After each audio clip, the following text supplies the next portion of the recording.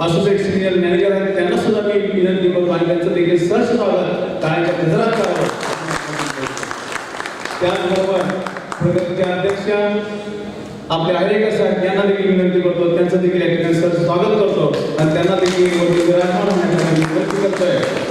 गगनगिरीचे अध्यक्ष सन्माननीय शहाजी शिंदे साहेब यांचं देखील ठिकाणी स्वागत करतो, त्यांना देखील विनंती करतो त्यांनी मंचावरती विराजमान व्हायचंय. सज्जनो, सुरुवातीलाच कळकळीची विनंती, अर्थातच तुमचं सर्वांच या ठिकाणी, पण तुमचा आभार अशासाठी काल खरोखरच एखादी ज्याला आपण म्हणतो पिन ड्रॉप सायलेन्स होता या ठिकाणी. या सन्मान्य पाहुण्यांना आपण या ठिकाणी खात्री देणार आहोत. म्हणूनच आपले जे मोबाईल्स आहेत हे झोपलेल्या अवस्थेमध्ये ठेवायचे, शांत अवस्थेत ठेवायचे. काल जवळजवळ 95% लोकांनी मोबाईल सगळे शांत अवस्थेमध्ये ठेवले होते, सायलेंट मोडवरती ठेवले होते. पुन्हा एकदा तीच आज परिस्थिती 100% झाली पाहिजे.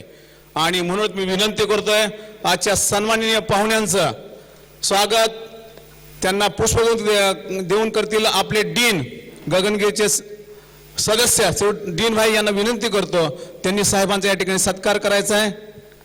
एक टोकन ऑफ लव, एक प्रेमाचं प्रतीक त्यांना द्यायचं या ठिकाणी.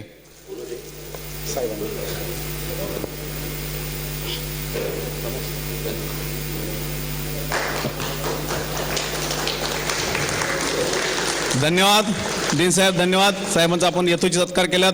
यानंतर मी विनंती करतो श्री सुनील काकडे, प्रगतीचे आमचे सदस्य सुनील काकडे साहेबांनी विनंती करतो त्यांनी निकम साहेबांचा या ठिकाणी सत्कार करायचा आहे.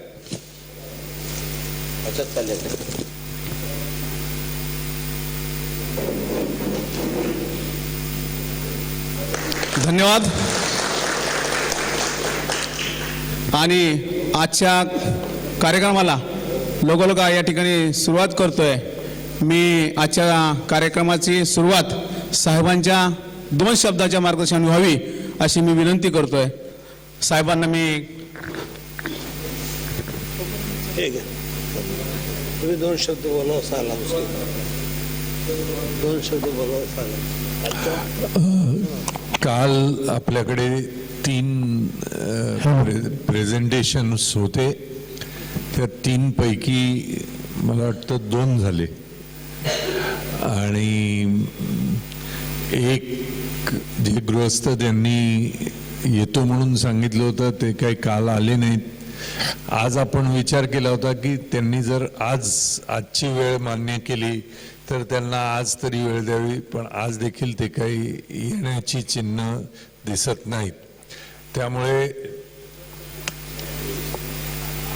ते 2 दिवसानं म्हणतात, 2 दिवसानंतर आपल्याला द्यायला वेळ नाही, कारण आपण हॉल बुक केलेला आहे, त्याचा खर्च लागतो आणि लांबून येणाऱ्या माणसाला आपण वेळ देऊ शकतो. जो आपल्या इथल्या जवळचा माणूस आहे, जिथे नवी मुंबईला राहतो, आधी कळवून देखील 1 आठवडा आधी आजची तारीख दिली होती, 2 आठवड्याआधी, आणि 1 आठवड्याआधी आजची काढून कालची दिली होती. दोन्ही दिवशी जर ते येत नसतील तर अशा व्यक्तीला बाद करावा असं मी सांगतो. तर ते 2 कालचे आणि आजचे 2 यापैकी आपण निवड करायचं. ते निवडीची प्रक्रिया ही पुढची आहे. आजचे जे 2 आहेत त्यांचं आपण प्रेझेंटेशन पाहून घ्यायचं आहे आणि आपल्या मनामध्ये ज्या काही शंका आहेत त्या आपण त्यांना विचारणार आहोत. आपल्या वतीनं नेहमीप्रमाणे मी सर्व प्रश्न आधी विचारणार आणि नंतर तुम्हाला जे काही विचारायचं असेल ते तुम्ही विचारू शकता. धन्यवाद. निकम साहेबांना आता सुरुवात करायला सांगतो.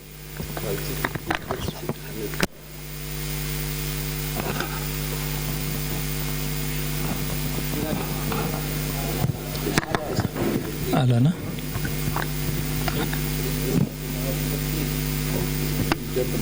आहे नाईट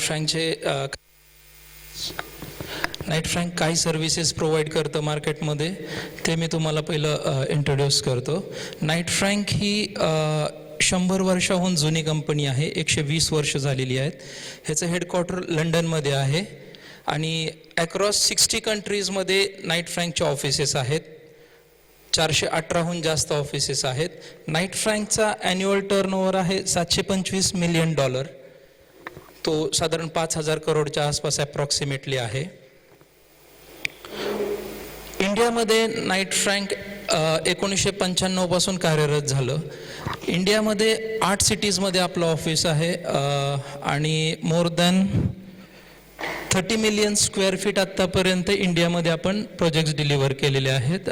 नंबर्समध्ये सांगायचं झालं तर more than 2000 assignments as a project management consultants.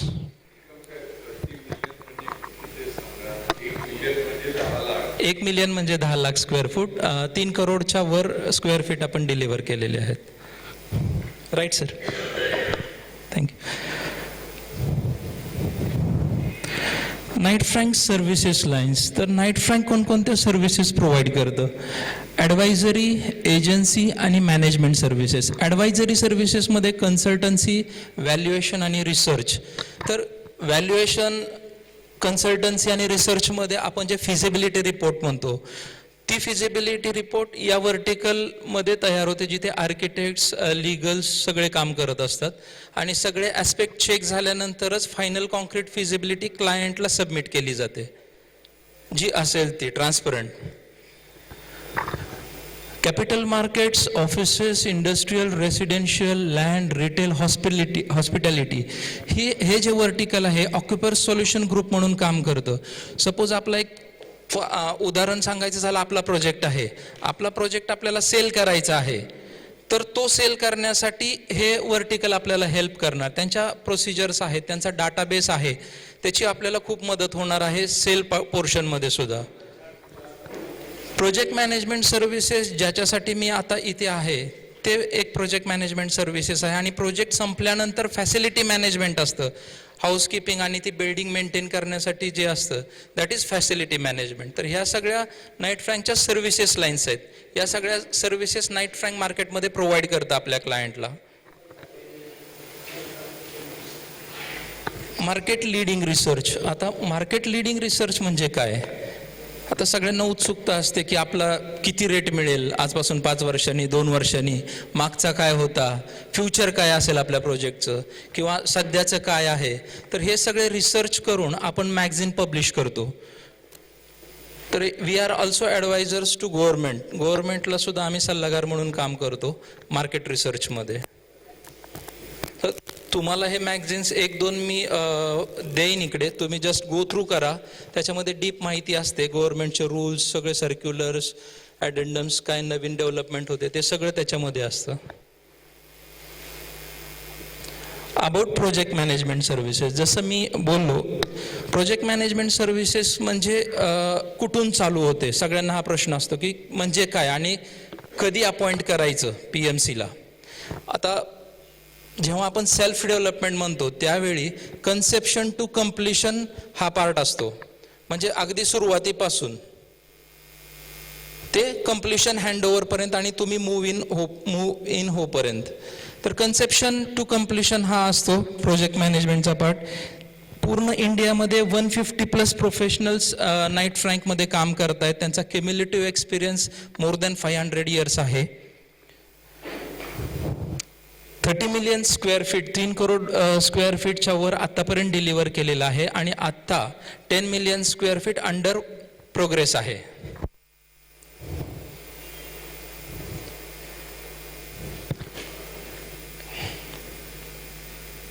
काहीतरी हे प्रोजेक्ट मॅनेजमेंट सर्व्हिसेस काय काय करतं? इथे प्रोजेक्ट मॅनेजमेंट आहे, EPC डिझाईन अँड बिल्ट आहे आणि अदर सर्व्हिसेस आहेत. प्रोजेक्ट मॅनेजमेंट सर्व्हिसेसमध्ये फिजिबिलिटी ॲनालिसिस आहे, program management, design management, value engineering, cost and contract management, construction management, move management, close out management.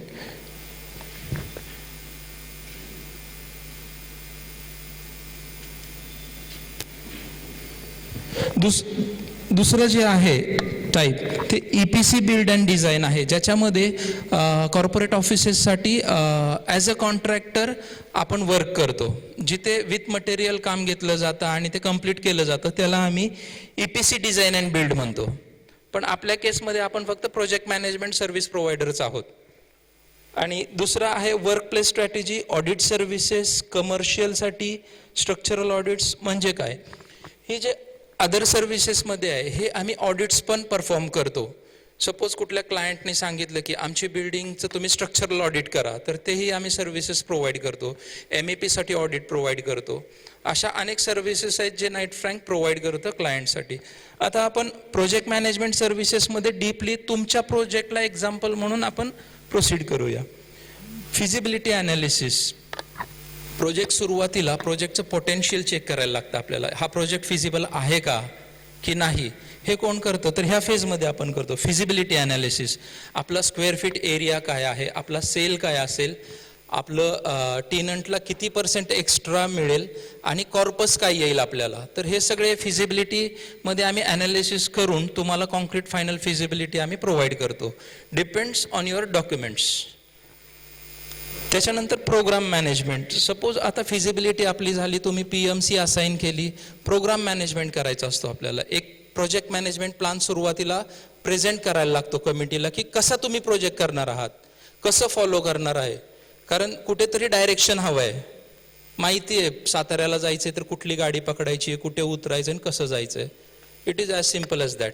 तर प्रोग्राम मॅनेजमेंट प्लॅनमध्ये आपण सगळे ॲस्पेक्ट्स कव्हर करतो आणि त्याचं प्रेझेंटेशन सोसायटीला करतो असाइनमेंट झाल्यानंतर. डिझाईन मॅनेजमेंट, त्याच्यामध्ये केअर घेतली जाते. Value engineering. व्हॅल्यू इंजिनिअरिंग म्हणजे काय, ड्रॉइंग्स आले आहेत, डिझाईन्स आले आहेत, सगळे इन प्लेस आहे. मग आपल्याला एस्टिमेशन करायचं असतं, कॉस्ट एस्टिमेट प्रिपेअर करायचे असतात आणि एक बजेट आपल्याला फिक्स करायचं असतं की आपला प्रोजेक्ट साधारण कितीमध्ये होईल. मग त्या व्हॅल्यू इंजिनिअरिंगमध्ये फेज वाईज केलं जातं. प्री कन्स्ट्रक्शन फेजमध्ये व्हॅल्यू इंजिनिअरिंग केलं जातं, कन्स्ट्रक्शन फेजमध्ये केलं जातं आणि क्लोज आउटमध्ये. आता प्री कन्स्ट्रक्शन फेजमध्ये व्हॅल्यू इंजिनिअरिंग कसं करतात, जेव्हा आपण ड्रॉइंग रीड करतो, स्टडी करतो, स्क्रुटिनाइज करतो, इव्हॅल्युएट करतो, त्यावेळी आपल्याला असं निदर्शनास येतं की काही गोष्टी ओव्हर डिझाईन झालेल्या आहेत. म्हणजे जेवढ्या आहेत त्याच्यापेक्षा थोडं जास्त हेवी स्टील वापरलं गेलं आहे. तर ते आमची एक टीम असते जी ऑन बोर्ड आल्यानंतर हे ड्रॉइंग स्क्रुटिनाइज करायला लागते. फॉर एक्झाम्पल मी तुम्हाला सांगतो, एक प्रोजेक्ट होता ज्याच्यामध्ये 3 बेसमेंट, ग्राउंड आणि 5 पोडियम होते. तर तो रॅम्प जो होता तो बेसमेंटपासून 4थ्या पोडियमपर्यंत फिरत होता आणि तो जवळजवळ 7 स्टोरीड होता. तर त्याच्यामध्ये आपण रॅम्पच्या खाली बीम बघतो, बीम असतात त्या रॅम्पला सपोर्ट करण्यासाठी आणि परत वर स्लॅब असतो नॅचरल. तर त्याच्यामध्ये जेव्हा आम्ही इव्हॅल्युएट केलं तर त्या बीममुळे आमचं खूप स्टील जास्त जात होतं रिक्वायर्डपेक्षा. तर आम्ही फ्लॅट स्लॅबचं प्रोव्हिजन डिझायनरला कन्सिडर करायला सांगितलं. तर त्यांनी ते इव्हॅल्युएट केल्यानंतर जेव्हा डिझाईन दिलं त्यावेळी 30% सेव्हिंग झालं त्याच्यामध्ये स्टीलच्या कॉस्टमध्ये. तर असे हे सगळे इव्हॅल्युएशन, स्क्रुटिनायझेशन्स हे होत राहतात आणि आपण आपली एस्टिमेट कॉस्ट अजून कशी खाली आणू up to a certain level. जास्तही नाही हे नाही आणि कमीही नाही गेली पाहिजे, प्रॉपर ॲप्रोप्रिएट. तर हे सगळं ह्या व्हॅल्यू इंजिनिअरिंगमध्ये कव्हर केलं जातं सगळ्या फेजेसमध्ये. हे मी प्री कन्स्ट्रक्शन सांगितलं तुम्हाला, डिझाईन स्क्रुटिनी वगैरे सगळं. तसंच कन्स्ट्रक्शन फेजमध्ये आणि क्लोज आउटमध्येही हे सगळं मेंटेन केलं जातं व्हॅल्यू इंजिनिअरिंग पार्टमध्ये. Cost and contract management. जेव्हा मी एस्टिमेट्स म्हणलं, एस्टिमेट्स आपल्याला प्रिपेअर करायचे असतात. सगळे ड्रॉइंग डिझाईन्स आपले इन प्लेस आले की मग आपल्याला एस्टिमेट करायचं असतं. प्रोजेक्टचं एक एस्टिमेट लागतं, आपल्याला टेंडर फ्लोट करायचं आहे. तर ते एस्टिमेटला बेंचमार्क काय असावा. म्हणजे आपण समजा एक M20 कॉन्क्रीट पर क्युबिक मीटर म्हटलं 8,000 रुपये, तर हे 8,000 रुपये कोण ठरवतं आणि कशाच्या बेसिसवर. ते रेट ॲनालिसिस वगैरे सगळं ह्या कॉस्ट अँड कॉन्ट्रॅक्ट मॅनेजमेंटमध्ये करतो आपण आणि एक बेसिक कॉस्ट अराईव्ह करतो ज्याच्यावर आपल्याला प्राइस BOQ फ्लोट करायचा असतो टेंडर बरोबर आणि त्याला अनुसरून मग बाकीचे आपल्याला प्लस मायनस कोट करतात जे कॉन्ट्रॅक्टर्स असतात. ते या फेजमध्ये होतं कॉस्ट अँड कॉन्ट्रॅक्ट मॅनेजमेंट. त्याच्यानंतर सगळं टेंडर फ्लोट झालं की वेंडर ऑन बोर्ड येतो, तो काम चालू करतो. त्याच्यामध्ये आपण कन्स्ट्रक्शन मॅनेजमेंट प्रोव्हाइड करतो सर्व्हिसेस. त्याच्यामध्ये कन्स्ट्रक्शन कसं व्हावं, काय सेफ्टी नॉर्म्स आहेत, एन्व्हायरमेंटल हेल्थ अँड सेफ्टी कसे केअर घेतले जातात, timelines, cost analysis, cost reports, cash flows, हे सगळं ह्या फेजमध्ये आम्ही करतो ॲज अ नाईट फ्रँक. आणि त्याच्यानंतर मूव्ह मॅनेजमेंट. आता तुम्ही प्रोजेक्ट संपल्यानंतर तुम्हाला आतमध्ये यायचं आहे, मग त्याच्यासाठी काय काय करायला लागतं ते पण केअर घेतली जाते या व्हर्टिकलमध्ये. आणि त्याच्यानंतर क्लोज आउट मॅनेजमेंट म्हणजे हँडओव्हर आणि ओसी वगैरे सगळं आपल्याला मिळतं. तर हे प्रोजेक्ट मॅनेजमेंटचे स्टेजेस आहेत, ते पुढे मी डिटेलमध्ये ब्रीफ करतोय. हे डिलिव्हरी मॉडेल्स आहेत PMC आणि EPC साठी. आपण PMC साठी डिस्कस करत आहोत. तर त्याच्यामध्ये आर्किटेक्ट सिलेक्शन आहे, direct purchase order by clients, construction handover आणि प्रॉक्युरमेंट, हे 4 मुद्दे आहेत. नाईट फ्रँक पॅन इंडिया आपण जर बघितलं तर देबन मोजा लीड करतात as a national head project management division. आणि वेस्टसाठी विलास नरसापूरच्या अंडरमध्ये आपण सेल्फ डेव्हलपमेंट प्रोजेक्ट हेड करत आहोत. सोबत नितीन राठोडी आहेत. Project approach PMC. आता मी जे बोलत होतो ते आपण डिटेलमध्ये मी तुम्हाला सांगतो. Pre construction phase, construction phase and post construction phase. Pre कन्स्ट्रक्शनमध्ये एस्टॅब्लिश प्रोजेक्ट स्ट्रॅटेजी. आता जेव्हा तुम्ही PMC अपॉइंट करणार त्यावेळी PMCनी सुरुवातीला काय करायचं आहे, तर इथून ही सुरुवात होते. PMC सुरुवातीला तुम्हाला all stakeholders on board आणण्यासाठी हेल्प असिस्ट करणार. ऑल स्टेक होल्डर्स म्हणजे काय, architect, RCC consultant, MEP consultants, geotechnical consultants आणि इतर काही जे असतील ते. ट्रॅफिक ॲनालिसिस लागलं तर ते कन्सल्टंट्स पार्ट, एन्व्हायरमेंटल कन्सल्टंट्स आहेत. तर या सगळ्यांना आपण सिलेक्शन प्रोसिजरनुसार करून त्यांना ऑन बोर्ड घेतो. आता सिलेक्शन प्रोसिजर म्हणजे काय असते, तर जेव्हा हे वेंडर आपल्याला घ्यायचे आहेत तर त्यांचं आपल्याला सगळं रेप्युटेशन चेक करायला लागतं मार्केटमध्ये. जसं तुम्ही आता PMCचं करताय, प्रेझेंटेशन घेताय, त्यांची कॅपॅबिलिटी बघताय, तसंच आपल्याला आमच्याकडे एक सर्टन रँकिंग प्रोसिजर आहे की त्यांना आउट ऑफ 25 पॉईंट्स किमान 18 पॉईंट्स तरी त्यांनी अचीव केले पाहिजेत. तर त्याच्यामध्ये त्यांची फायनान्शियल कॅपॅबिलिटी, इन्फ्रास्ट्रक्चर, स्टाफ, त्यांचे प्रिव्हियस प्रोजेक्ट्स, त्यांचे रेकॉर्ड्स, त्यांचे फीडबॅक्स क्लायंट्सकडून, हे सगळं इव्हॅल्युएशन केल्यानंतर आम्ही तुम्हाला एक रेकमेंडेशन नोट देतो प्रत्येक स्टेक होल्डरसाठी, आर्किटेक्ट, RCC कन्सल्टंट्स वगैरे वगैरे. मग तुम्ही त्यातून ठरवायचं की तुम्हाला कुणाला सिलेक्ट करायचं आहे. रेकमेंडेशनमध्ये प्रत्येकाचं कॅपॅबिलिटी आम्ही डिस्क्राईब केलेली असते. आणि याच्याबरोबरच तुमचेही कोण आर्किटेक्ट, स्ट्रक्चरल कन्सल्टंट इधर प्रेफरेबल असतात तर तेही आम्ही घेतो, त्यांनाही बोलवतो, त्यांचंही सेम इव्हॅल्युएशन करतो आणि रेकमेंडेशन नोट तुम्हाला आम्ही देतो. मग तुम्ही सांगायचं की आम्हाला यांच्याबरोबर पुढे जायचं आहे. मग आपण डिस्कशनमध्ये ठरवायचं आणि त्याला वर्क अवॉर्ड काढायचं. तर पहिली ही स्टेप असणार आपली की सगळे स्टेक होल्डर ऑन बोर्ड आणायचे. त्याच्यानंतर आपली प्लॅनिंग आणि डिझायनिंग स्टेज चालू होणार. प्लॅनिंग आणि डिझायनिंग स्टेजमध्ये आर्किटेक्ट जेव्हा आपण ऑन बोर्ड घेतला म्हणतो त्याच्यानंतर तो वर्कशॉप कंडक्ट करतो.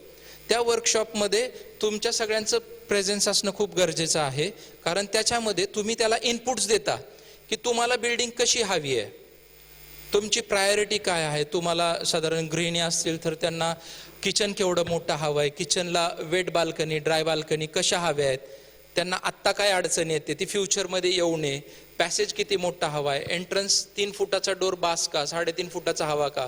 तर हे सगळे इनपुट्स तुम्हाला त्यांना वर्कशॉपमध्ये द्यायचे आहेत. ते सगळं इनपुट्स गॅदर केल्यानंतर ते कन्सेप्ट ड्रॉइंग्सची तयारी करतात. कन्सेप्ट ड्रॉइंग्स म्हणजे काय, तुमचे इनपुट्स घेणार आणि त्यानुसार ते प्लॅनिंग करणार. 3 कन्सेप्ट ड्रॉइंग्स तुम्हाला ते प्रेझेंट करणार. 3 कन्सेप्ट ड्रॉइंग्समध्ये तुम्हाला एक सिलेक्ट करायचा आहे.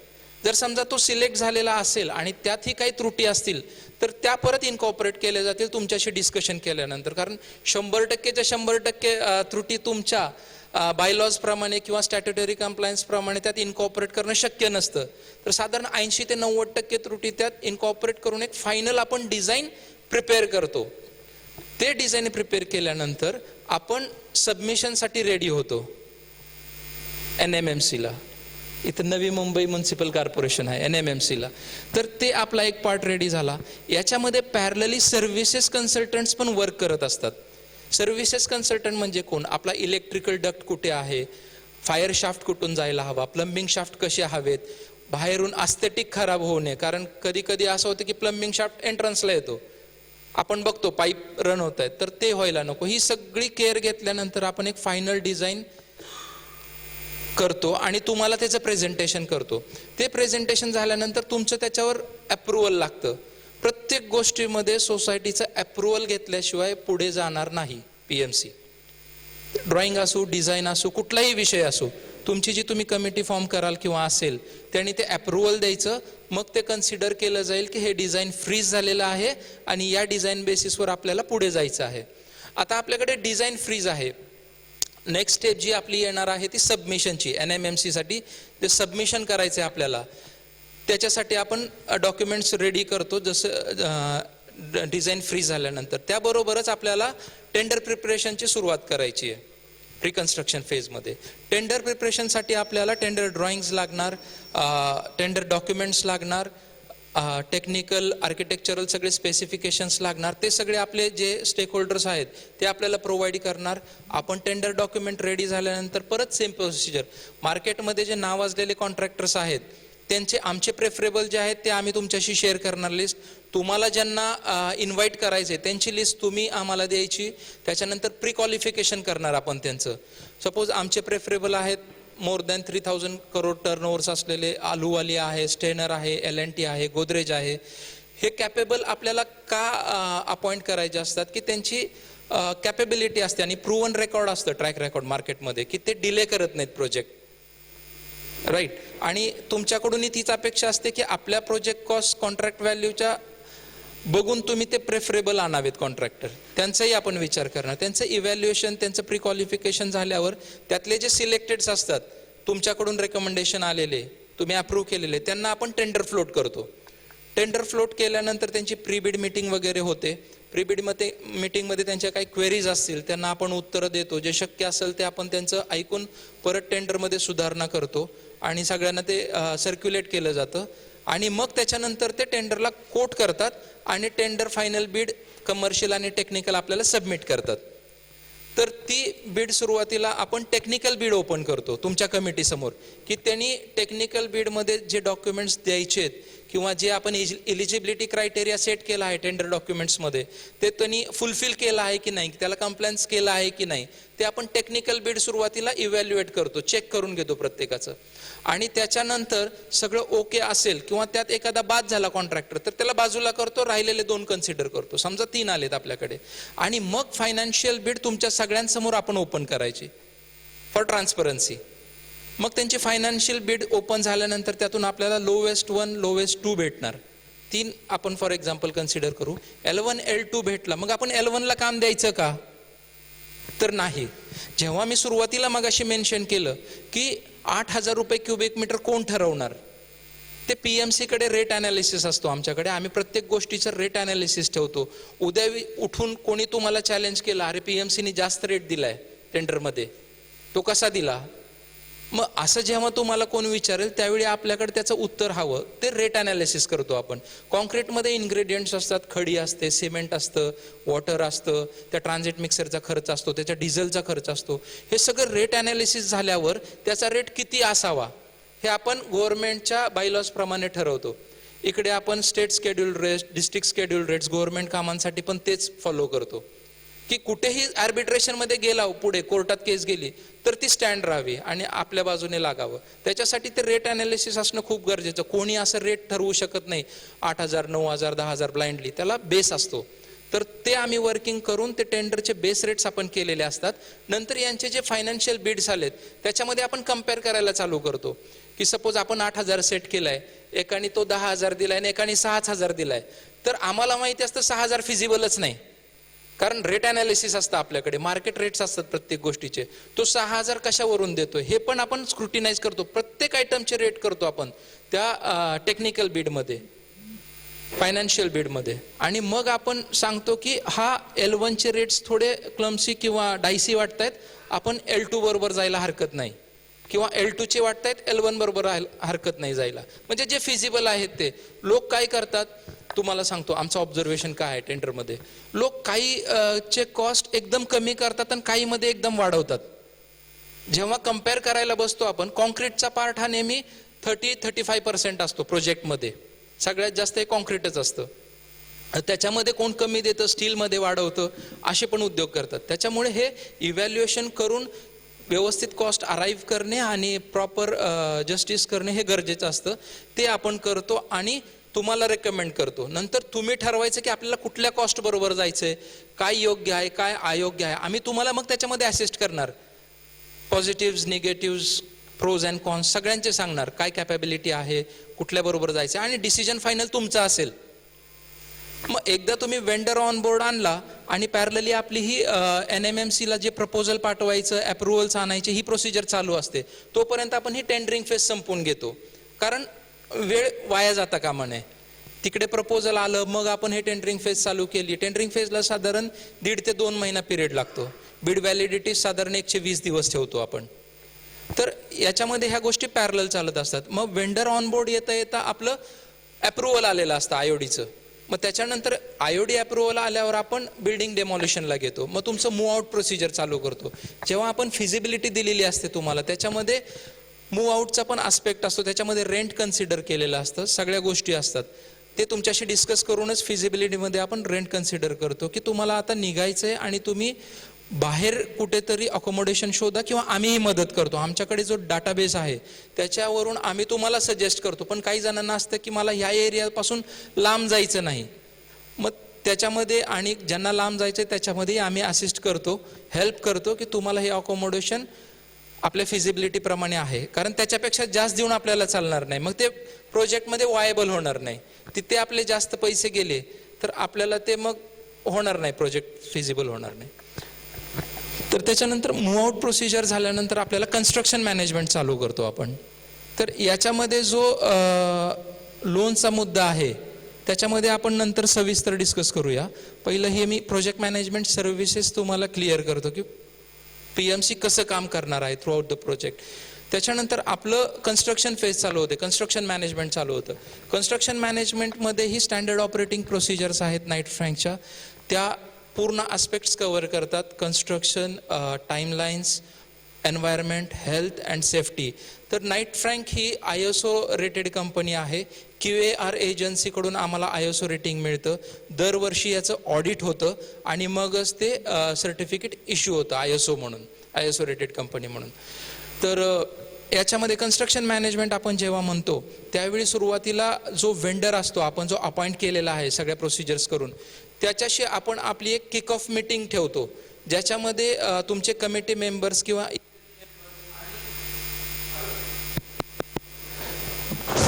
सगळे स्टेक होल्डर असतात. स्टेक होल्डर्स म्हणजे परत आर्किटेक्ट, कन्सल्टंट, MEP कन्सल्टंट, सर्वजण. तर हे सगळे प्रेझेंट्स असतात. त्याच्यामध्ये वेंडरला सांगितलं जातं की आम्हाला आमच्या रिक्वायरमेंट्स काय आहेत क्लायंटच्या आणि PMCच्या. तर त्या सगळ्या रिक्वायरमेंट्सचे फॉर्मॅट त्याला दिले जातात की प्रोजेक्ट आपल्याला कसा करायचा आहे. टाईमलाईन्स, आता टाईमलाईन्सपासून सुरुवात करू आपण. त्याला सुरुवातीला आपलं जे स्केड्यूल असतं आपण प्रिपेअर केलेलं, आपलं जे स्केड्यूल असतं, जो प्रोग्राम आपण मगाशी म्हटलं मी की सुरुवातीला प्रोग्राम मॅनेजमेंटमध्ये एक प्रायमरी स्केड्यूल बनवलं जातं की आपल्या साधारण टाईमलाईन्स काय असल्या पाहिजेत.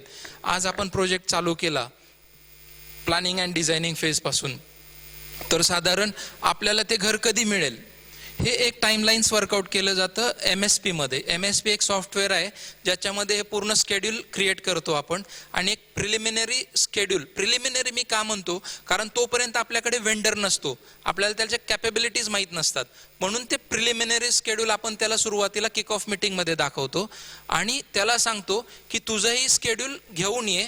मग ते मास्टर स्केड्यूलमध्ये कन्वर्ट करायचं असतं. मास्टर स्केड्यूल म्हणजे काय, प्रिलिमिनरी म्हणजे अजम्पशन्सवर तयार केलेलं हे प्रिलिमिनरी स्केड्यूल असतं. नंतर कॉन्ट्रॅक्टरची कॅपेबिलिटी आणि त्याचं काय स्ट्रॅटेजी असेल प्रोजेक्टची ती त्यात इनकॉर्पोरेट केल्यानंतर आपण सगळे एका प्लॅटफॉर्मला येतो. म्हणजे सगळे आपण एका पेजवर असतो की समजा नाईट फ्रँकनी प्रिपेअर केला असेल 30 महिन्यामध्ये प्रोजेक्ट होतोय, पण कॉन्ट्रॅक्टर म्हणतोय 32 महिने किंवा 28 महिनेही म्हणत असेल, तर ते कसं ते आपण स्टडी करून एक मास्टर प्रोग्राम रेडी करतो जेणेकरून सगळ्यांना ते मान्य असतील टाईमलाईन्स आणि आपल्या फिजिबिलिटीला इन लाईन असतील. म्हणजे फिजिबिलिटी आपल्याला डायव्हर्ट नाही करता येत. एकदा आपण फिजिबिलिटी कॉन्क्रीट केली की आपल्याला त्या टाईमलाईन्स प्रमाणे, त्या गाईडलाईन्स प्रमाणेच चालायचं आहे. कारण त्याच्यापेक्षा जास्त झालं तर त्या फिजिबिलिटीमध्ये तो खर्च अकोमोडेट होणार नाही, मग आपल्याला तो कुठून आणायचा खर्च हा प्रश्न पडू नये. म्हणून तो मास्टर प्रोग्राम आधी त्याच्याशी कोऑर्डिनेशनमध्ये रेडी करून सगळ्यांना तो फ्रीज करायचा आहे आणि मग तो मॉनिटरिंग होणार through out the construction phase. तर कन्स्ट्रक्शन फेजमध्ये काय काय होतं, त्याच्यामध्ये क्वालिटी चेकिंग असतं. जेव्हा तुमचं काम चालू असतं त्याच्यामध्ये प्रत्येक गोष्टीचं क्वालिटी चेकिंग होतं. सपोज स्टील आलेलं आहे तुमच्या साईटवर, म्हणून आपण लगेच अलाउ करायचं का वापरायला? तर नाही. त्याच्यासाठी पण एक मटेरियल क्वालिटी प्लॅन आहे चेकिंगचा. जेव्हा स्टील येतं त्यावेळी तो ट्रेलर आपण अनलोड करून ठेवायचा. प्रत्येक डायाचा जो बार असतो तो 1-1 मीटरनी आपण कट करायचा, लॅबोरेटरी टेस्टिंगसाठी पाठवायचा. साधारण 2 दिवस लागतात, 2 ते 3 दिवस लॅबोरेटरी टेस्ट होऊन येण्यासाठी. तोपर्यंत कॉन्ट्रॅक्टर त्यातलं स्टील वापरू शकत नाही. जर सपोज वापरलं आणि कळलं की ते फेल झालंय तिथे लॅबोरेटरीमध्ये, तर मग आपण ते तोडायचं का? तर नाही. तर ह्या सगळ्या टेस्टिंग असतात. केमिकल टेस्ट रिपोर्ट स्टीलचे तो प्लांटमधूनच त्या ट्रक बरोबर आलेले असतात, ते जेन्युइन असतात, ते आपण खात्री करतो. आणि फिजिकल चेकिंग आहे ते लॅबोरेटरीच्या आल्यावर त्याच्यानंतर आपण त्याला इश्यू करतो. त्याच्यामध्ये रस्ट आहे का, म्हणजे साधारण तुम्ही जनरल बघता की त्या लोखंडावर गंज चढलेला असतो, तर ते मग स्टील वापरायचं की नाही? तर त्याच्यासाठी IS स्टँडर्ड आणि ब्रिटिश कोड्समध्ये कोड आहे. तर ते किती? तर ते 6% पाहिजे. 1 मीटर बारचं वजन साधारण 1.22 kg असेल तर त्याच्या 6% तो रस्ट पाहिजे, तरच ते वापरायचं, नाही तर रिजेक्ट करायचं, कारण त्याचं स्केलिंग चालू झालेलं असतं स्टीलचं. तर असं सगळ्या मटेरियलसाठी क्वालिटी प्लॅन इन प्लेस आहे स्टँडर्ड ऑपरेटिंग प्रोसिजर्स प्रमाणे. नाईट फ्रँकचे स्वतःचे स्टँडर्ड ऑपरेटिंग प्रोसिजर्स आहेत. मोर दॅन 450 फॉर्मॅट्स आहेत. 450हून अधिक फॉर्मॅट्स आपण प्रोजेक्टवर मेंटेन करतो. जसं आपली गाडी आली तर त्याचं वजन, त्याचं सगळं ते चेकलिस्टमध्ये मेन्शन केलं जातं. नंतर त्याचे टेस्ट रिपोर्ट्स आलेले ते त्या चेकलिस्टमध्ये भरले जातात. मग नंतर प्रोजेक्ट मॅनेजर अप्रूव्ह केल्यानंतर तो स्टील वापरतो. हे झालं मटेरियल क्वालिटी चेकिंग. त्याच्यानंतर जेव्हा साईटवर कास्टिंग चालू असतं, आपण कॉन्क्रिटिंग म्हणजे बेस बिल्डबद्दल बोलतोय, कॉन्क्रिटिंग चालू असतं त्यावेळी त्याचं शटरिंग चेक करायचं, त्याची चेकलिस्ट असते, त्याचा क्वालिटी प्लॅन असतो, पोरिंगचा क्वालिटी प्लॅन असतो. कॉन्क्रीट आल्यानंतर आपल्याला कुठल्या कुठल्या टेस्ट करायचे, कारण आपण M30 जर ऑर्डर केला असेल, आपल्याला काय माहिती तो मिक्सर बघून तो M20 आहे का M40 आहे, तर त्याच्यासाठी त्या टेस्ट असतात. त्या स्लम टेस्ट वगैरे बाकीच्या लॅबोरेटरी टेस्ट केल्यानंतर त्याला परमिशन मिळते, मग तो पोरिंग चालू करतो, कास्टिंग चालू करतो. तर ह्या सगळ्या ह्याच्यामध्ये ह्या क्वालिटी प्लॅन असा वर्क करतो. त्याच्यानंतर सेफ्टी हा खूप इम्पॉर्टंट पार्ट आहे पूर्ण प्रोजेक्ट लाईफ सायकलमध्ये. कारण सपोज काही इन्सिडेंट झाला, मोठा ॲक्सिडेंट झाला, तर आपला प्रोजेक्ट किती दिवसासाठी बंद होऊ शकेल आपण सांगू शकत नाही. त्यामुळे ही प्रिकॉशन घेणं खूप गरजेचं आहे. आणि सध्या सगळ्यांचं लक्ष सेफ्टीवर जास्त असतं. कुठेही काही ॲक्सिडेंट झाला तर पहिलं त्याचं FIR, first information report, root cause analysis, police आले की तेच विचारतात पहिल्यांदा, कारण त्यांना सुद्धा आता एज्युकेट केलं जातं की तुम्ही गेल्यावर फक्त ओरडाओरडी करायची नाही, तर कशामुळे ॲक्सिडेंट झाला, रूट कॉज त्याचं काय आहे, कॉन्ट्रॅक्टरने ती खबरदारी घेतली होती की नव्हती, नेट्स लावल्या होत्या की नाही, सेफ्टी बेल्ट्स घातले होते की नाही, हेल्मेट घातलं होते की नाही, बूट्स होते की नव्हते, हे सगळं चेक केलं जातं. मग नंतर तो जबाबदार कोण ह्याच्यापर्यंत आपण पोहोचतो, म्हणजे ॲनालिसिस झाल्यानंतर, आणि तो त्याला पॅनलाइज होतं. पण हे होऊ नये सगळं, म्हणून ही सगळी केअर सेफ्टी ॲस्पेक्ट्समध्ये आपण कव्हर करतो. त्याचे डिफरंट फॉर्मॅट्स आहेत, त्याच्या नेसेसिटीज वेगळ्या आहेत, ते आपण किक ऑफ मीटिंगमध्ये वेंडरला ऑलरेडी सांगितलेलं असतं. आणि तसंच एन्व्हायरमेंट सुद्धा. एन्व्हायरमेंट म्हणजे साधारण आपण एक एक्झाम्पलमध्ये तुम्हाला सांगतो मी, आपण एक्सकॅव्हेशन करत असतो. एक्सकॅव्हेशन करत असताना आपला ट्रक बाहेर जातो आणि तो त्याच्या चाकाला चिखल वगैरे सगळा लागलेला असतो, तो रोडवर जातो आणि काय होतं, ते लगेच कोण क्लीन करत नाही आणि त्याच्यामुळे ॲक्सिडेंट्स होतात, बाहेर 2 व्हीलरवाले स्किड होतात, मग आपल्यामुळे दुसऱ्याचं नुकसान होतं आणि एन्व्हायरमेंटला पण हार्म असतो त्याच्याने. तर ते आपण अवॉइड करतो आणि त्याच्यासाठी मग पॉन्डिंग, वॉशिंग ते सगळं आपण मेंटेन करतो. तुम्ही आमच्या कोणत्याही साईटवर येऊन जिथे एक्सकॅव्हेशन चालू असेल आम्ही तुम्हाला दाखवू शकतो की हे केअर घेतली जाते, त्याच्यामुळे दुसऱ्याला त्रास होत नाही. मग ह्या सगळ्या आस्पेक्ट्समध्ये आपण कन्स्ट्रक्शन फॉलो करत असतो. त्याच्यामध्ये सगळ्या क्वालिटी, सेफ्टी सगळी केअर घेतली जाते आणि आपण फिटआउट्स वगैरे करून प्रोजेक्ट पूर्ण करतो. त्याच्यानंतर क्लोज आउट असतो, close out stage. Close out stage म्हणजे काय, वेंडरने पूर्ण काम केलेलं आहे, आता बिल्डिंग उभी आहे, त्याच्याकडून टेस्ट सर्टिफिकेट्स आपल्याला हवे असतात. त्याच्यानंतर गॅरंटी वॉरंटी सर्टिफिकेट्स हवे असतात प्रत्येक गोष्टीचे. सपोज आपण नळ लावलेला आहे किंवा स्विचेस लावलेले आहेत, काय अजून हे लावलेलं आहे ॲक्सिलरीज, तर त्याचे सगळ्यांचे test certificates, handover documents, guarantee warranty certificates हे आपण त्याच्याकडून घेतो आणि स्नॅक डिस्नॅक करतो. म्हणजे काय, कुठे टाईल तुटलेली असेल किंवा काही अजून रेक्टिफिकेशन असेल तर त्या प्रोसिजरमध्ये आपण त्याच्याकडून ते करून घेतो. आणि डिफेक्ट लायबिलिटी पिरियड तो त्याचा स्टँडर्ड 1 इयर ठेवतो. आणि आपण टेंडरच्या वेळीच त्याला सांगितलेलं असतं 1 इयर हा कॉम्प्रिहेन्सिव्ह राहील आणि त्याच्यानंतर त्याला 3 इयर्स द्यायचा की 5 इयर्स द्यायचा, तो कॉस्ट इम्पॅक्ट कसा होतो आपल्या प्रोजेक्टवर ते चेक करून आपण त्याला ते देणार. तू 3 इयर्स आपल्याला डिफेक्ट लायबिलिटी पिरियड दे, कारण तो कॉस्ट लोड करणार आहे त्याच्यामध्ये. कोण फ्री सर्व्हिस प्रोव्हाइड करत नाही. 1 इयर बाय डिफॉल्ट असतो, कारण जे मटेरियल आपण घेतो त्याचं 1 इयर गॅरंटी वॉरंटी असते कुठलीही गोष्ट घेतली की. त्याच्यानंतर त्याला ते करायचं मेंटेन, तर तो कॉस्ट तो लोड करतो. मग आपण ठरवायचं 3 वर्षासाठी की 5 वर्षासाठी. मग ही सगळी प्रोसिजर झाल्यानंतर तुमचं हँडओव्हर होतं आम्हाला. PMC हँडओव्हर घेतं आणि PMC तुम्हाला हँडओव्हर करतं क्लायंटला. तर याच्यामध्ये रिपोर्टिंग एक स्ट्रक्चर असतं. आता हे सगळं तुम्हाला रिपोर्ट करायचंय किंवा तुम्हाला साईट व्हिजिट्स करायचे, हा एक पार्ट आहे. रिपोर्टिंग स्ट्रक्चर म्हणजे काय, हे डेली बेसिसवर होतं, वीकली बेसिसवर होतं, फोर्टनाईटली म्हणजे 15 डेज बेसिसवर होतं आणि मंथली होतं. तर आपली जी साईट व्हिजिट्स आहे आम्ही सगळ्यांना रिक्वेस्ट करतो की तुम्ही 1 इन अ मंथ व्हिजिट करा. कारण जेव्हा क्लायंट्स वगैरे येतात साईटवर त्यावेळी थोड्या वेळासाठी काम बंद करायला लागतं, कारण संख्या जास्त असते. त्यावेळी चुकून कुठे काम चालू असेल, वरून काही पडलं तर क्लायंटला हार्म होऊ नये म्हणून महिन्यातून एकदा आला तर आपण एक 2-3 तास काम बंद ठेवून ती व्हिजिट करू शकतो. तुम्ही साईटवर ॲक्च्युअल कन्स्ट्रक्शन काय चाललंय ते बघू शकता फिजिकली.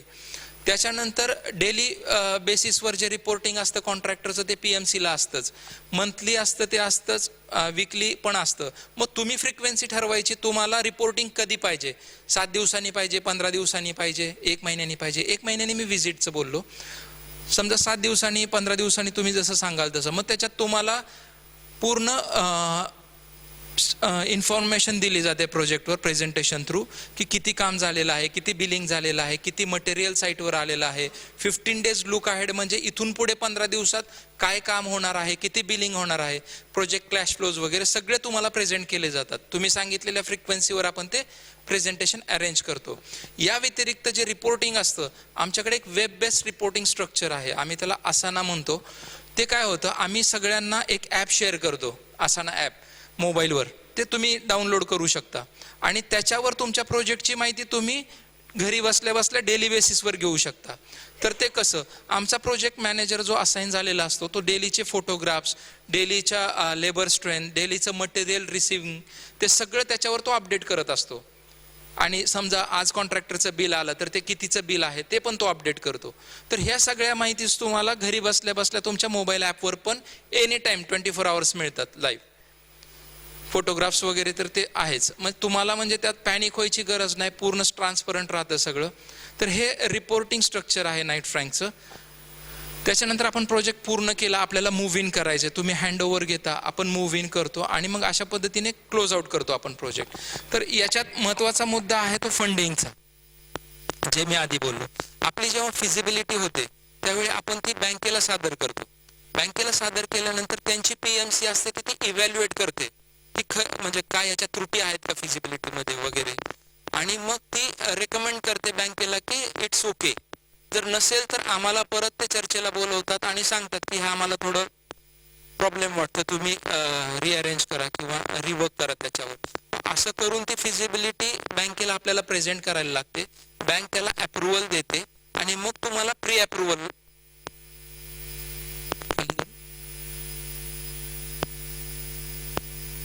त्याला बँकेकडून प्री अप्रुव्हल मिळतं आणि मग आपण डिस्बर्समेंटची तयारी बँकेकडून घ्यायची. आपण आपले अप्रुव्हल आले IODCC वगैरे की ती बँकेला सबमिट करतो आणि बँक डिस्बर्समेंट चालू करते. तर याच्यामध्ये कोणाला काही विचारायचं आहे का questions?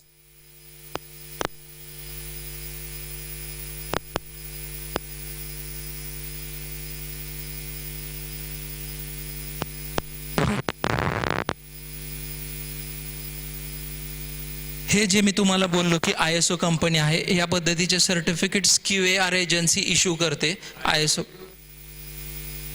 Organisation of Indian standards, त्यांचे एक स्टँडर्ड्स असतात की एक कन्स्ट्रक्शन कंपनी कशी असावी, त्यात कसं काम चालावं, हे त्यांनी स्टँडर्ड सेट केलेले आहेत आणि ते प्रॉपर होतंय की नाही त्यांच्या ऑडिट थ्रू ते चेक करतात आणि त्यांना ओके मिळालं तरच ते सर्टिफिकेट इश्यू करतात.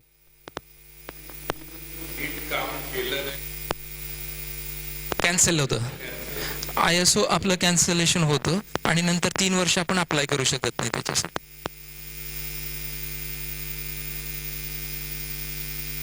प्रोजेक्ट फोकस एरियाज आहेत, जसं मी आता सेफ्टीचं तुम्हाला बोललो ते आहेत. कम्युनिकेशन आहे, डेली, वीकली, मंथली, जसं मी आता तुम्हाला एक्सप्लेन केलं. प्रोजेक्ट रिपोर्टिंग आहेत, जसं कॅश फ्लोज आहेत, प्रोग्राम मॅनेजमेंट रिपोर्ट्स आहेत, पिरियडिक अपडेट्स आहेत, वीकली, मंथली. त्यामध्ये सेफ्टी चेकलिस्ट,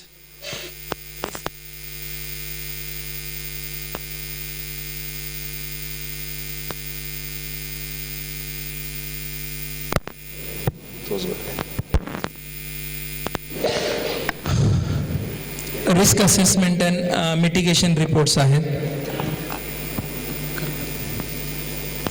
या काही केस स्टडीज आहेत. नाईट फ्रँकनी पॅन इंडिया लेवलला जी कामं केली आहेत त्याचं हे ब्रीफ आहे. हा 4,10,000 स्क्वेअर फीटचा आहे प्रोजेक्ट हैदराबादमध्ये, गिरधारी होम्स म्हणून.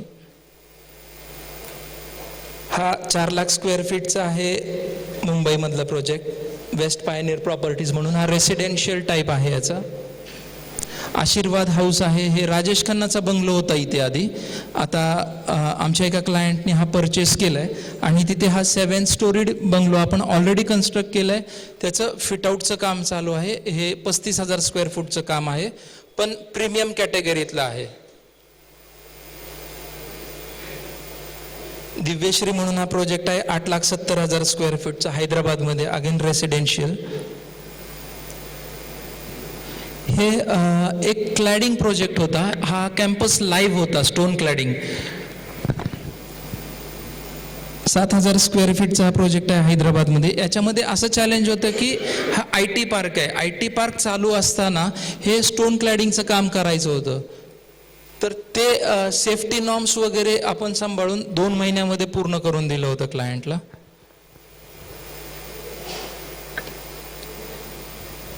लँको हिल्स म्हणून आहे, 1,40,000 स्क्वेअर फीट. पॅन इंडिया आपण यांचे प्रोजेक्ट करतो. रिपीट बिझनेस देते ही कंपनी आम्हाला. न्यू दिल्लीमध्ये आहे.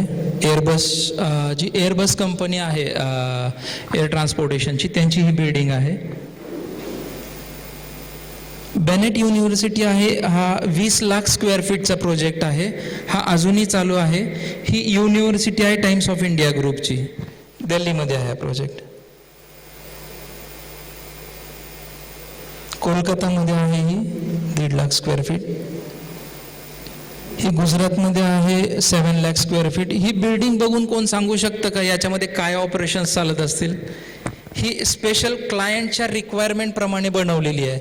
जसं मी मगाशी म्हटलं की प्री कन्स्ट्रक्शन फेजमध्ये प्लॅनिंग डिझायनिंग फेज पूर्ण आम्ही असिस्ट करतो, इव्हॅल्युएट करतो. तर त्या क्लायंटची एक रिक्वायरमेंट होती की माझी बिल्डिंग मला फॅक्टरीसारखी नाही दिसली पाहिजे. ॲक्च्युली ही फॅक्टरी आहे, तर ही फॅक्टरीसारखी न दिसता त्यांना IT पार्कसारखी हवी होती.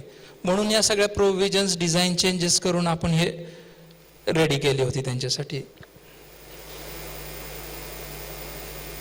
LM विंड पॉवर हे फॅक्टरी आहे अगेन, जे आपण विंड मिल म्हणतो, पवनचक्की, त्यांच्यासाठी हा वेअर हाऊसिंग प्रोजेक्ट होता, 15,00,000 स्क्वेअर फीट. आणि हे जे आहे ITC हॉटेल्स वगैरे यांचे फिटआउट प्रोजेक्ट्स आम्ही करतो. फिटआउट म्हणजे इंटेरियर वर्क्स थोडक्यात. Suzlon again wind mill project, Schindler, system computers, Mercedes बेंचचे पॅन इंडिया आमच्याकडेच रिपीट बिझनेस प्रोजेक्ट येतात. ते ॲप्रिशिएट टेस्टिमोनियल्स तुम्हाला पुढे मी दाखवेन. SAP India again repeat client आहे आमचं. हंगामा जी रेडिओ मिरची आहे, त्यांचं हे ऑफिस इंटेरियर फिटआउट्स आम्ही केलेले आहेत मुंबईमध्ये. टाटा कम्युनिकेशनचं इंटेरियर फिटआउट केलेलं आहे मुंबईमध्ये. IMTC hotel. आणि हे सगळे नाईट फ्रँकचे रिपीटेड क्लायंट्स आहेत, तुम्ही बघू शकता. सिमेन्स आहे, सॅप आहे, IDFC आहे, अपोलो, कॅट, सगळे मल्टीनॅशनल कॉर्पोरेट बिझनेसवाले आहेत.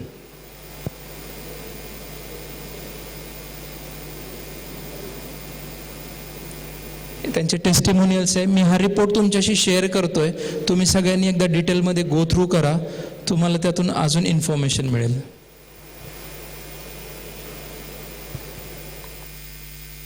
थँक्यू.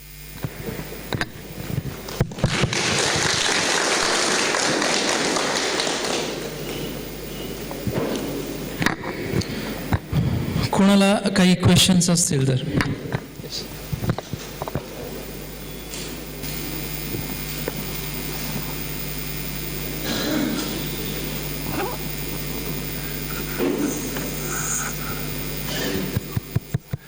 तुम्ही हे आमचा हा प्रोजेक्ट हा बिल्डरच्या माध्यमातून नाही, हा सेल्फ स्वयंविकासाचा प्रोजेक्ट आहे.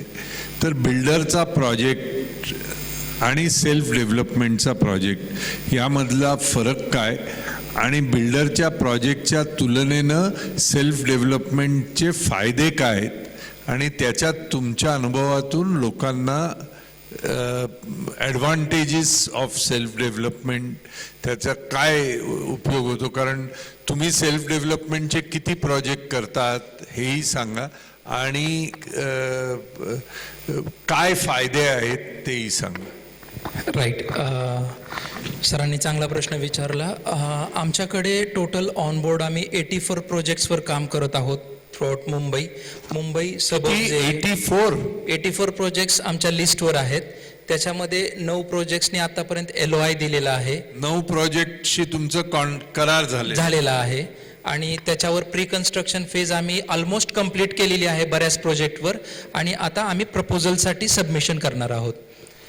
तर याच्यामध्ये सरांनी विचारलं की डेव्हलपर आणि सेल्फ डेव्हलपमेंट याच्यामध्ये काय फरक आहे. आता डेव्हलपरचं मी तुम्हाला सांगावं तर तुम्हाला सगळ्यांनाच माहीत असेल डेव्हलपर्सनी काय केलेलं आहे. आपण जी हिस्ट्री बघतो, आपण कोणाला असंच वाईट नाही म्हणायचं किंवा तो चांगला नाही असंही नाही म्हणायचं. तर डेव्हलपर्सची जी हिस्ट्री आहे, साधारण आमच्याकडे जे क्लायंट्स येतात, जे लोक येतात, ते आम्हाला सांगतात, अरे 15 वर्ष झाली माझं अजून घर मला नाही मिळालंय, मग आता मला मिळून काय फायदा, मी ते विकतो आणि कुठेतरी घेतो. तर ते विकायचाही ऑप्शन त्याच्याकडे नसतो, म्हणजे त्याच्यासाठी ते सगळे दरवाजे बंद असतात. याच्यामध्ये काय होतं, म्हणजे काय झालं आहे ते सांगतो तुम्हाला. डेव्हलपर्स जेव्हा एखादी रेराच्या आधी हे प्रॉपर्टी जेव्हा ते डेव्हलपमेंटसाठी घेतात, त्यावेळी ते इनिशियल पैसे जे असतात ते दुसरीकडे रोलिंगला टाकतात. मग आहे तो प्रोजेक्ट सफर होतो, तो प्रोजेक्ट होत नाही, मग तो डिले होत जातो, मग अननेसेसरी सगळे इश्यूज वाढत जातात. जिथला पैसा जिथल्या तिथे वापरावा त्याने, तर तो प्रोजेक्ट व्यवस्थित होतो. पण बिल्डरकडून असं होत नाही, आणि मार्केटमध्ये तो ट्रान्सपरन्सी ठेवत नाही. सपोज तुम्ही विचारायला गेलात कधी होणार, तर तो तुम्हाला असंच कॅज्युअली सांगून टाकेल की 1 वर्षामध्ये होईल. मग तुम्ही त्याच्यावर विश्वास ठेवता, घरी जाता, आणि परत तुम्हाला जर काम काही चालू नाही दिसलं तर परत तो तसंच सांगतो 1.5 वर्षांनी. कारण तुम्ही एकदा बुक केलेलं असतं, तुम्हाला तुमच्या पैशाची काळजी असते की माझे किती पैसे हा परत देईल जर मी कॅन्सल केलं तर. आणि जसे दिवस जातात तसा त्याचा फायदा अधिक असतो, तुमचा लॉस जास्त असतो. कसा, तर दिवसेंदिवस मार्केटमध्ये रेट वाढत जातात. आज तुम्ही समजा फॉर एक्झाम्पल 10,000 रुपये स्क्वेअर फीटनी त्याच्याकडे बुकिंग केलंय, आणि समजा 2 वर्ष झालं प्रोजेक्टच झाला नाही, तर 2 वर्षात 10चे ते 13-14 हजार झालेले असतात ॲप्रिसिएशन होऊन. पण ज्यावेळी तुम्ही त्याच्याकडे कॅन्सलेशनला जाता, तुमच्या मनात एक भीती असते की अरे हा किती कॅन्सल करेल, आणि ते कॅन्सल करणं योग्य की नाही तेही तुम्हाला कळत नाही, की किती लॉस आपण स्वतःचा करून घेतोय. त्यामुळे बिल्डरच्या केसमध्ये ट्रान्सपरन्सी कुठंच नसते. तुम्हाला कोणच थारा देत नाही, आणि तुम्ही अननेसेसरी तुम्ही स्वतःचे पैसे गुंतून पॅनिक होता, मग सगळे इश्यूज चालू होतात. घरात काय चित्र उभं राहतं सगळ्यांना माहिती आहे, कारण तो महत्त्वाचा मुद्दा असतो. तुम्ही पैसे सगळे आयुष्याची जमापुंजी तिथे दिलेली असते, मग तिथून माघार घेणं आणि किती लॉस करून घेणं हा सगळा प्रश्न असतो. त्याच्या उलट सेल्फ डेव्हलपमेंटमध्ये काय असतं की सगळं तुम्हाला ट्रान्सपरंट आहे, सगळं माहिती आहे, आणि सगळं तुम्ही ऐकून घेतल्यावर, तुम्ही अप्रुव्हल दिल्यावर आपण पुढे जातो. याचा अर्थ की तुम्हाला माहिती आहे काय चाललंय, तुम्ही काय करताय, तुम्ही स्वतः जबाबदार असता त्याला. त्यामुळे तुम्हाला इश्यू होण्याचं काही गरज नसतं. तर एक ट्रान्सपरन्सी हा मुद्दा आहे बिल्डरच्या याच्यामध्ये. आणि याच्यामध्ये सेल्फ डेव्हलपमेंटमध्ये कसं आहे, सगळं ट्रान्सपरंट असतं, सगळं तुमच्या डोळ्यासमोर होत असतं. मीटिंग्स, कारण बिल्डर स्वतः तुम्हीच असता, आणि याच्यामध्ये PMC तुम्हाला प्रत्येक स्टेजला हेल्प आउट करतं. टेक्निकल असू, कमर्शियल असू, काहीही असू. फंडिंग असो, याच्यामध्ये PMC तुम्हाला तुमच्या सोबत असतं, त्यामुळे तुम्ही कुठेही अडकत नाही. डेव्हलपर्स पण असतात त्यांच्यासोबत, पण ते त्याच्या कंट्रोलमध्ये असतात. डेव्हलपरच्या कंट्रोलमध्ये ते इंजिनियर्स असतात. डेव्हलपर जसं म्हणेल तसेच ते वागतात. इथे तुम्ही जसं म्हणाल तसं PMCला वागून तुमचा प्रोजेक्ट करायचा आहे. म्हणजे सगळं तुमच्या हातात आहे कंट्रोल, दुसऱ्याच्या हातात नाहीये. हा एक विषय आहे.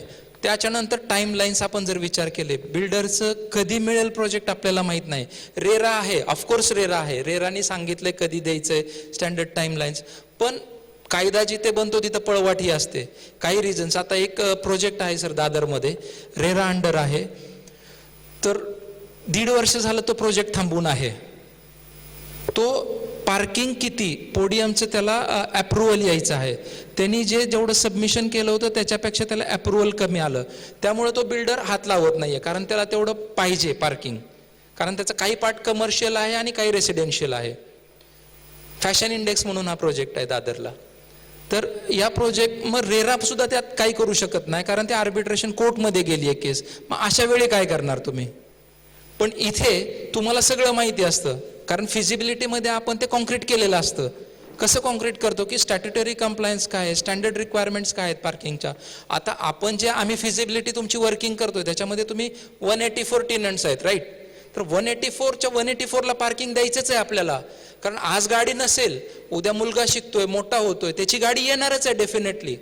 त्यासाठी ते प्रोव्हिजन. आणि आपण घराकडे बघताना 50 वर्ष पुढची लक्षात ठेवून बघतो, कारण ते स्टँडर्ड आहे. स्टॅबिलिटी सर्टिफिकेट 50 वर्षाचं देतो तुम्हाला आपण, की ते स्ट्रक्चर 50 वर्ष राहणार आहे जाग्यावर. मग त्यावेळी हे सगळं कन्सिडरेशन केलेलं असतं. 184 पार्किंग प्लस व्हिजिटर्स पार्किंग 10% आपल्याला ठेवायला लागतं. तुमच्याकडे कोण पाहुणे आले तर त्याची गाडी बाहेर लावणार का? आणि आता ती बाहेरही लावू शकत नाही, कारण हेवी फाईन्स आहेत गव्हर्नमेंट ऑथॉरिटीकडून. त्याच्यानंतर जो सेल पार्ट आहे त्यांच्यासाठी सेम, त्यांनाही पार्किंग द्यायचं आहे, त्यांचेही गेस्ट असणार आहेत, त्यांनाही पार्किंग द्यायचं. ह्या सगळे आस्पेक्ट्स आपण त्याच्यामध्ये कव्हर करून एक अंडरस्टँडिंग ठेवून आपण केलेलं असतं. बिल्डर केसमध्ये काय होतं, तुम्ही जेव्हा जाता त्यावेळी विचारता कवर्ड पार्किंग आहे का, मग द्या 7 लाख रुपये. मग तो म्हणतो ओपनचे वेगळे. आता ओपन पार्किंगचे कुठे पैसे असतात का? रेराच्या हिशोबाने पार्किंगचे पैसे घ्यायचे नाहीयेत, आणि कार्पेटची जी काय कॉस्ट होईल त्याच्यावरच तुम्हाला पे करायचं. पण बिल्डर ट्रिक्स खेळतात, तुमच्याकडून ते वसूल करतात कुठल्या ना कुठल्या स्वरूपात. तर हे सगळे बेनिफिट्स आहेत आपण सेल्फ डेव्हलपमेंटमध्ये जाण्याचे. इश्यू माणूस कुठे घाबरतो? फंडिंग. अहो सगळं झालं, सगळं केलं आपण, पैशाचं काय? पण बऱ्याच बँका आहेत ते तुम्हाला फंड करतायत आणि फ्युचरमध्ये अजून करतील. गव्हर्नमेंट पण हेल्प करतंय, नवीन नवीन सर्क्युलर रोज येत आहेत, तुम्हाला कन्सेशन्स मिळत आहेत. जसं आपण स्टॅम्प ड्युटी रजिस्ट्रेशन बोलू तर तुम्हाला रेडी रेकनरवर नाही तर कन्स्ट्रक्शन कॉस्टवर भरायचं आहे, right sir? Correct me if I am wrong. तर हे सगळे बेनिफिट्स आहेत सेल्फ डेव्हलपमेंटचे.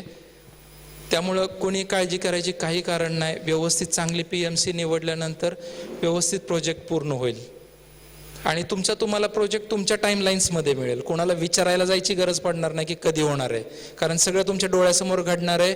डे टू डे बेसिसवर तुम्हाला वेब बेस्ड रिपोर्टिंग असणार आहे. काम थांबलं की तुम्ही सगळे येऊ शकता ना, 2 दिवस 3 दिवस वाट बघाल, हक्काने येणार तुम्ही, काय अडचण आहे. मग you are also part of team. तो तुमचा प्रोजेक्ट आहे आणि मी सुद्धा तुमचा पार्ट होणार, किंवा कुठलीही PMC तुम्ही सिलेक्ट केली तर तो तुमचा पार्ट असणार. मग सगळे विचाराने आपण ते परत रिझॉल्व्ह करून परत प्रोजेक्ट चालू करू शकतो. पण बिल्डरच्या केसमध्ये ट्रान्सपरन्सी नसते. बिल्डर तुम्हाला सांगत नाही अरे माझ्याकडे पैसे नाहीत म्हणून मी बंद ठेवलाय प्रोजेक्ट, असं कुठला बिल्डर सांगेल का? तर ती ट्रान्सपरन्सी हवी असते, कारण तुम्ही तुमचा पार्ट दिलेला असतो पण त्यांनी कुठेतरी खर्च केलेला असतो. मग तो डिले होत जातो प्रोजेक्ट, कारण कुठलाच बिल्डर सांगत नाही की मी तुमचे पैसे कुठेतरी खर्च केलेत आणि आता आल्यावर मी बघू. तर त्याच्याकडे डिपेंडन्सी आहे, इथे डिपेंडन्सी नाही. आणि हा तुमच्या टाईमलाईन्समध्ये तुम्हाला प्रोजेक्ट मिळेल ह्याची मी ॲश्युरिटी देतो तुम्हाला. दुसरा प्रश्न असा आहे की मुंबई बँक किंवा ज्या बँकांकडे आम्ही अप्रोच झालो ते साधारणपणे 95% 95% लोन देतात, 5% हे आपल्याला उभे करायचे असतात. सर्व सोसायट्यांमध्ये हे 5% उभे राहतीलच याच्याविषयी काही सांगता येत नाही. काही ठिकाणी असेल, काही ठिकाणी नसेल.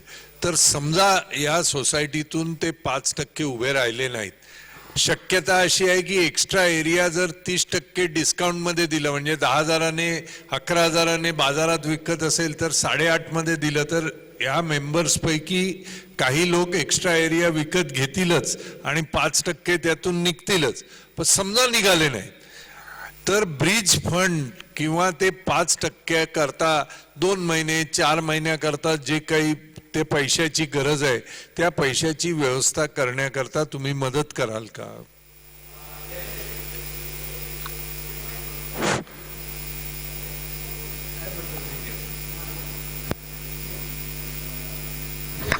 डेफिनेटली आम्ही मदत करतो. जसं सरांनी सांगितलं की बँक 85, 90, 95 तुमच्या फिजिबिलिटीवर डिपेंड आहे, तुमच्या एरियावर डिपेंड आहे की ते तुम्हाला किती फंडिंग करणार.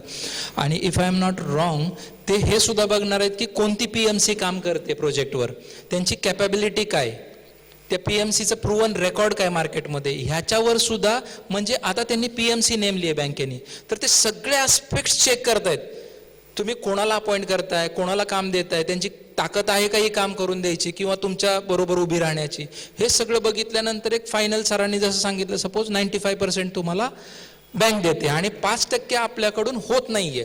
जर सपोज आपण डिस्काउंट्समध्ये जरी ऑफर ठेवली, आपला इंटरेस्टचा जेवढा कॉम्पोनंट आहे तेवढीच डिस्काउंट ऑफर ठेवणार आहे, त्याच्यापेक्षा जास्त नाही, कारण तेवढा इंटरेस्ट कॉम्पोनंट वाचणार आहे, तो तुमचा फायदा होणार आहे जर तुम्ही प्री बुकिंगमध्ये तेवढी अमाऊंट उभा केली तर. जर सपोज नाही झाली तर काय, तर याच्यासाठी आपण बऱ्याच फायनान्शियल इन्स्टिट्यूशन्स, कॅपिटल मार्केट्समध्ये गेलो की असा असा प्रोजेक्ट आहे आणि अशी नीड आहे की बाकीचं फंडिंग मुंबई बँक किंवा इतर बँक करणार आहे आणि 10% सपोज लागणार आहेत, तर कोणाकडेच हे मॉडेल नाही आहे बँक मार्केटमध्ये की विदाऊट अप्रुव्हल्स तुम्हाला फंडिंग करेल.